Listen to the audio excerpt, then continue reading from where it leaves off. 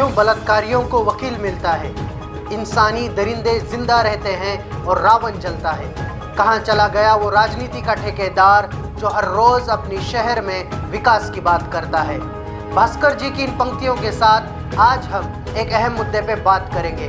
अस्सलाम वालेकुम, मेरा नाम शेख शोएब, मैं आप सभी का स्वागत करता हूँ मुद्दों की बात आपके साथ में। हाथरस की दिल दहलाने वाली और इंसानियत को शर्मसार करने वाली घटना से आज सारा देश आक्रोश में है। 14 सितंबर को हाथरस की बेटी पर जुल्म होता है। प्रभुत्वशाली जात के युवकों द्वारा सामूहिक बलात्कार कर उसे मरने के लिए छोड़ दिया जाता है।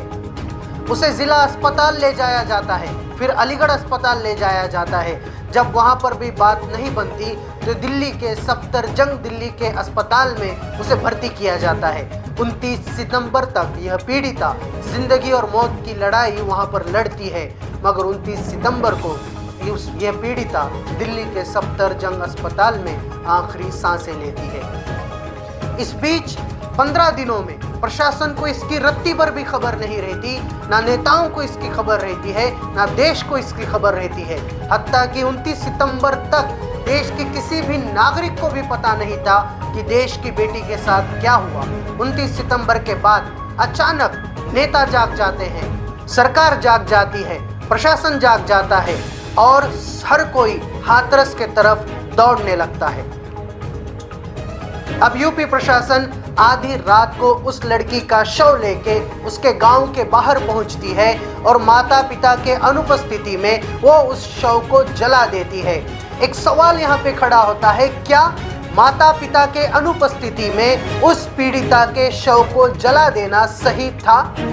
आप भी किसी की माँ होंगी, आप भी किसी की बहन होंगी, आप भी किसी के भाई होंगे, आप भी किसी के बेटे होंगे। आप भी सोचिए, इस तरह यूपी पुलिस प्रशासन का उस शव को जला देना क्या सही था? मेरे दोस्तों, यह बात बहुत सोचने वाली है। अब इसके बाद विपक्ष के नेता पीड़िता से मिलने के लिए निकलते हैं। राहुल गांधी को धक्का मुक्की की जाती है, प्रियंका गांधी के गिरेबान पे हाथ डाला जाता है और सपा नेताओं को बेरहमी से लाठियों से मारा जाता है। और इतना सब विपक्ष को रोकने की कोशिशें क्यों की गई? आखिर विपक्ष वहां जाकर करने क्या वाला था? आखिर विपक्ष को इतना क्यों रोका गया? विपक्ष तो उस पीड़िता से बात करने के लिए जा रहा था, विपक्ष तो उस पीड़िता की बात सुनने के लिए जा रहा था। क्या विपक्ष कोई आतंकवादी संगठन है? अगर नहीं है तो विपक्ष को रोकने की इतनी जद्दोजहद क्यों की गई? अगर 2012 में निर्भया के मामले में विपक्ष इसी तरीके से बल प्रयोग करता तो क्या निर्भया को न्याय मिलता? आपको याद होगा 2012 में विपक्ष रास्तों पर उतरा था, हर कोई निर्भया की आवाज उठा रहा था, मगर उनकी आवाजों को सुना गया। इस तरीके से लाठियों के जोर पे किसी की आवाज को नहीं दबाया गया। अब आप दो तरह के वीडियो देखेंगे। एक वीडियो में विपक्ष को रोकने के लिए यूपी पुलिस प्रशासन किस तरह कार्रवाई कर रही है यह आप देखेंगे, और दूसरे वीडियो में देखेंगे कि उन्हीं के गांव के कुछ दबंग उस पीड़िता के घर जाकर पीड़िता के परिवार को किस तरह और किस लहजे में धमका रहे हैं। देखिए विपक्ष के नेताओं को कितनी बर्बरता के साथ रोका जा रहा है।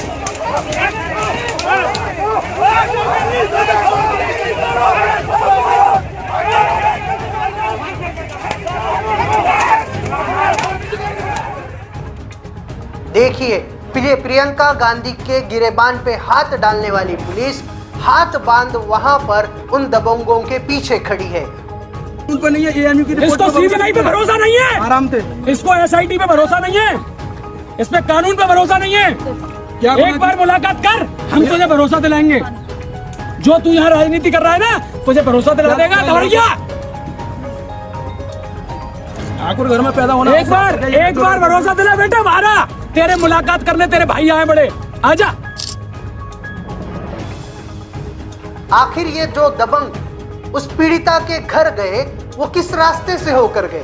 क्या किसी हेलीकॉप्टर के जरिए उस घर पे उतरे थे? अगर नहीं तो वो गए कहां से? क्या वो उन्हीं रास्ते से होकर उस पीड़िता के घर गए जिन रास्तों पे बहादुर यूपी पुलिस प्रशासन रुकी हुई थी? जो यूपी पुलिस प्रशासन पत्रकारों को रोकने के लिए लाठियों का इस्तेमाल कर रहा था, वो उन दबंगों को क्यों ना रोक सका? उन दबंगों को पीड़िताओं के घर जाने से क्यों ना रोक सका? आखिर क्या वजह थी कि उन दबंगों को वहां जाकर धमकाने की इजाजत मिली? मेरे दोस्तों, इसके बाद जिस यूपी को राम राज्य बनाने की कोशिश की जा रही है और जिस राम राज्य के जिले में यह घटना होती है, वहां पर भीम आर्मी के नेता चंद्रशेखर रावण जाकर पीड़िता के घर पर पीड़ित परिवार से मिलते हैं। जिस उत्तर प्रदेश के राम राज्य कहा जाता है, उस उत्तर प्रदेश के पीड़िता के घर रावण जाकर मिलते हैं, मगर उस राम राज्य के मुख्यमंत्री अभी तक उस पीड़िता के घर जाकर उस परिवार से क्यों नहीं मिलते? यह सवाल आज यहाँ पर खड़ा हो रहा है। आप सोचिए, उस पीड़ित परिवार के जगह अगर हमारा परिवार होता तो क्या हम किन लोगों पर अपनी सुरक्षा की जिम्मेदारी देते? हम अपनी सुरक्षा के ताल्लुक से किस पर भरोसा करते? इस घटना के बाद नेताओं के कुछ शर्मसार कर देने वाले बयान भी सामने आए। आप गौर से सुनिए इन बयानों को। सभी पिता और माता का धर्म है कि अपनी जवान और युवती बेटी को भी एक संस्कारित वातावरण में रहने, चलने और वातावरण में अपना व्यवहार, एक शालीन व्यवहार प्रस्तुत करने का तरीका सीखना चाहिए और सिखाना चाहिए। कि लड़की ने लड़के को बुलाया होगा बाजरे के खेत में, चूंकि प्रेम प्रसंग था। सब बातें सोशल मीडिया पर भी हैं, चैनलों पर भी आ चुकी हैं। पकड़ ली गई होगी, अक्सर यही होता है खेतों में। ये जितनी लड़कियां इस तरह की मरती हैं, ये कुछ ही जगहों पे पाई जाती हैं। ये गन्ने के खेत में पाई जाती हैं, अरहर के खेत में पाई जाती हैं, मक्के के खेत में पाई जाती हैं, बाजरे के खेत में पाई जाती हैं, ये नाले में पाई जाती हैं, झाड़ियों में पाई जाती हैं, जंगल में पाई जाती हैं। ये धान के खेत में मरी क्यों नहीं मिलती हैं? ये गेहूं के खेत में मरी क्यों नहीं मिलती हैं? इनकी मरने की जगह वही है। इन नेताओं से यह पूछना चाहिए कि क्या अगर उस पीड़िता के जगह उनकी खुद की बेटी होती तब भी वो यही बात करते? क्या संस्कारों का ठेका सिर्फ लड़कियों ने ही लिया है? क्या देश के युवकों को और लड़कों को संस्कार नहीं देने चाहिए? सभ्य समाज के प्रति हर कोई जिम्मेदार होता है। शायद ये नेता ये बात भूल गए हैं। अब हाथरस की बेटी का मुद्दा सिर्फ हाथरस का मुद्दा नहीं है, बल्कि देश की हर बेटी का मुद्दा बन गया है। अगर देश की बेटी ऐसी ही असुरक्षित रहेगी तो क्या कोई भी माता पिता अपनी बेटियों को पढ़ाने के लिए घर के बाहर भेजेंगे? क्या देश में ये कैसा लोकतंत्र जीवित है? क्या देश में संविधान का पालन हो रहा है? पिछड़े समाज पर यह अत्याचारों की घटना कब जाकर रुकेगी? क्या पीड़िता को न्याय दिलाने के लिए किए गए हर प्रयत्न को राजनीति का टैग लगाकर भुला दिया जाएगा? क्या उत्तर प्रदेश की राजनीति के समीकरण नहीं बदलने चाहिए?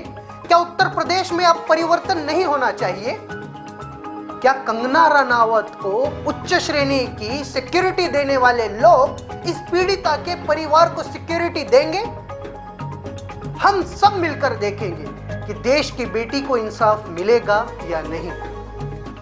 इसी के साथ आज इस मुद्दे पर हम अल्प विराम लगाते हैं। फिर मिलेंगे हम आपको एक नए मुद्दों के साथ, मुद्दों की बात आपके साथ में। देखते रहिए मुस्लिम एक्सप्रेस, आपकी आवाज, आपकी ताकत। आपका मुस्लिम एक्सप्रेस, आपकी आवाज, आपकी ताकत।